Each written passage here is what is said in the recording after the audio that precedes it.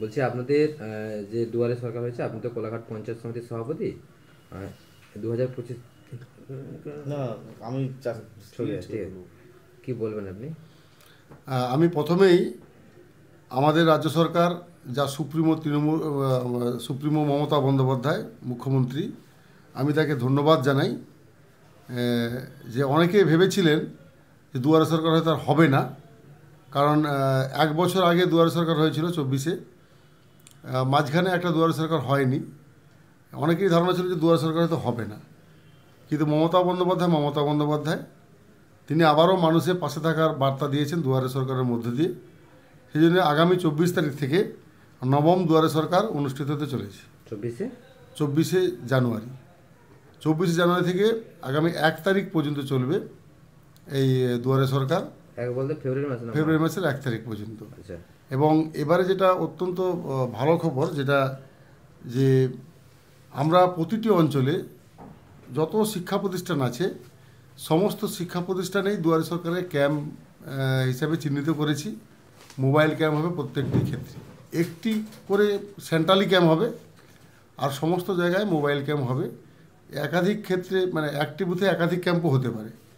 এবং একটা বিশেষত্ব এবারে আমরা গ্রহণ করেছি, সেটা হচ্ছে এই যে যারা পিছিয়ে পড়া মানুষ, আমাদের সরকারের মূল লক্ষ্য হচ্ছে যে সাধারণ মানুষ তারা অযথা হায়রানি হয়, অফিসে এসে সময় নষ্ট হয়, পয়সা নষ্ট হয়, এবং সেদিক থেকে আমরা সাধারণ মানুষকে বেনিফিট পাই দেওয়ার ক্ষেত্রে আমরা মানুষের কাছাকাছি পৌঁছে যেতে চাই। এবং দুয়ারে সরকার তারই হচ্ছে একটি প্রকৃষ্ট উদাহরণ। এবং আরও কাছাকাছি পৌঁছে যাওয়ার জন্য আমরা মোবাইল ক্যাম্পও আয়োজন করেছি। এবং যারা পিছিয়ে পড়া মানুষ, যারা হয়তো ইচ্ছা থেকে সত্ত্বেও দূরে বলে তারা যায়নি বা কোনো কারণে তাদেরকে সচেতন করানো হয়নি, আমরা সেই সকল SC ST পাড়ায় আমরা স্পেশাল মোবাইল ক্যাম্প করছি, যাতে তাদের যে আবেদনপত্র, SC ST কার্ড সহ অন্যান্য আবেদনপত্র আমরা তাদের পাড়াতে গিয়ে নিতে পারি। সেজন্য অঞ্চলে একটি করে আমরা তফসিল পল্লী বেছে নিয়েছি। সেই তফসিল পল্লীতে গিয়ে আমরা ক্যাম্প করব। আমরা মমতা বন্দ্যোপাধ্যায়ের যে রাজ্য সরকারের প্রকল্প, প্রায় সমস্ত প্রকল্পেরই উপভোক্তা হওয়ার জন্য বা বেনিফিট পাওয়ার জন্য এই ক্যাম্পগুলোতে ফর্ম জমা দেওয়া যাবে। আমরা সরকারের পক্ষ থেকে ফর্ম আমরা বিলি করছি। আশা করছি ফর্ম কাউকে জেরক্স করতে হবে না, শুধু তার প্রয়োজনীয় কাগজপত্রগুলো জেরক্স করে দিলেই পরে তিনি ফর্মটা ফিল আপ করতে পারবেন। এবং আমাদের নির্দেশ আছে, আমরা সবাইকে এই পরামর্শ করেছি যে একটিও মানুষ ক্যাম্পে গিয়ে যাতে করে হয়রান না হয়। তারা ফর্ম ফিল আপের ক্ষেত্রে আমরা রাজনৈতিক দলকেও আহ্বান করেছি, কারণ সেখানে তো শুধু তৃণমূলের লোকজন যাবে না, সেখানে বিজেপির লোকজন যাবে, বামফ্রন্টের লোকজন যাবে, কংগ্রেসের লোকজন যাবে, SUCIয়ের লোকজন যাবে, সমস্ত রাজনৈতিক দলের সমর্থকরা যাবেন।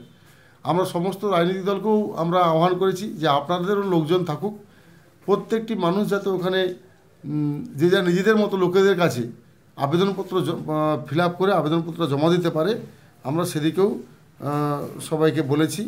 এবং পঞ্চায়েত সদস্যদেরকেও বলেছি যে তারাও নিজ উদ্যোগে তাদের এলাকা থেকে মানুষ যাতে হয়রানির শিকার না হয়, তারা যাতে সুষ্ঠুভাবে ফর্মটা ফিল আপ করে আবেদনপত্র জমা দিতে পারেন, সেটা আমরা সবাইকে বলেছি।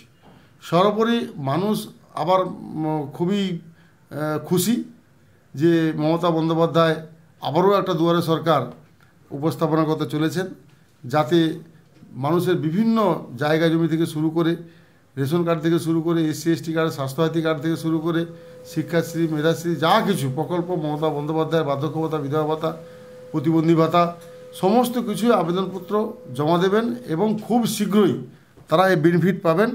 এটা মানুষ জেনে খুব খুশি হয়েছে। আমরাও মানুষের পাশে আছি। আমাদের 13টি অঞ্চল কোলাঘাট ব্লকে, আমরা 24 তারিখ থেকে শুরুটা করব কোলা 2 অঞ্চল দিয়ে। কোলা 2 অঞ্চলে 24 তারিখ হবে। আমাদের 25 তারিখ হচ্ছে কোলা 1 অঞ্চল, আর 26 তারিখটা বাদ যাচ্ছে।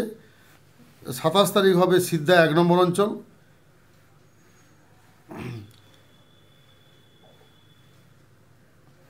28 তারিখ হবে পুলসিটা অঞ্চল, 28 জানুয়ারি পুলসিটা অঞ্চল, এবং 29 জানুয়ারি বৃন্দাবনযোগ অঞ্চল, 29 জানুয়ারি বিন্দামোচক অঞ্চল এবং খুনাডি অঞ্চল 29 জানুয়ারি, 30 জানুয়ারি গোপালনগর অঞ্চল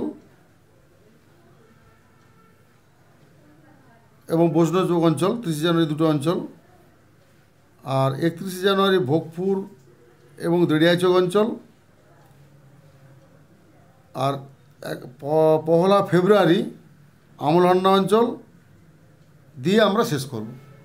বলছি সময় কখন শুরু হচ্ছে, কখন আমরা অফিসিয়াল সময় 10টায়। এক্ষেত্রে আমাদের কাছে অভিযোগ ছিল যে আধিকারিকরা 10টার মধ্যে পৌঁছতে পারেনি।